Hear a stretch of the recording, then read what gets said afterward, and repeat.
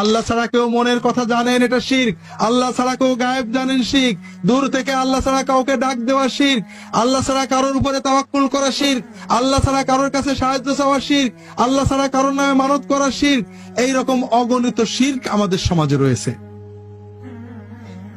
কাজেই শিরকে জড়িয়ে থেকে যদি আপনি অনেক তাকওয়া করেন, তাহাজ্জুদ পড়েন, তাহলে কি আল্লাহর ওলি হবেন নাকি?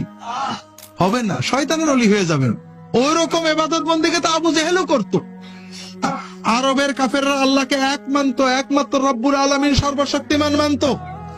আমার লেখা কোরআন সুন্নাহর আলোকে ইসলামী আকীদা বইটা পড়লে পাবেন ইমাম আবু হানিফা রাহমাতুল্লাহ আলাইহির লেখা আল ফিকহুল আকবার।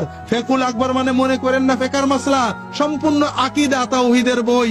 ঈমান কাকে বলে, ইসলাম কাকে বলে, আকীদা কাকে বলে, আহলুস সুন্নাত ওয়াল জামাত কাকে বলে, এই সব বিবরণ ইমাম আবু হানিফা নিজে দিয়েছেন, আপনারা পাবেন।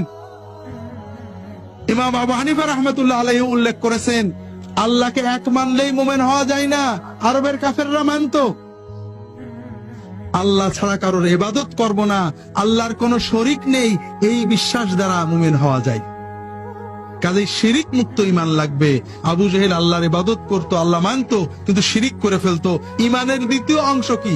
মুহাম্মাদুর রাসূলুল্লাহ, ঠিক না ভাই? মুহাম্মাদুর রাসূলুল্লাহ সাল্লাল্লাহু আলাইহি ওয়াসাল্লাম, এই কথার অর্থ হলো মুহাম্মদ সাল্লাল্লাহু আলাইহি ওয়াসাল্লাম ছাড়া আমাদের কোনো মুর্শিদ নেই, হাদি নেই।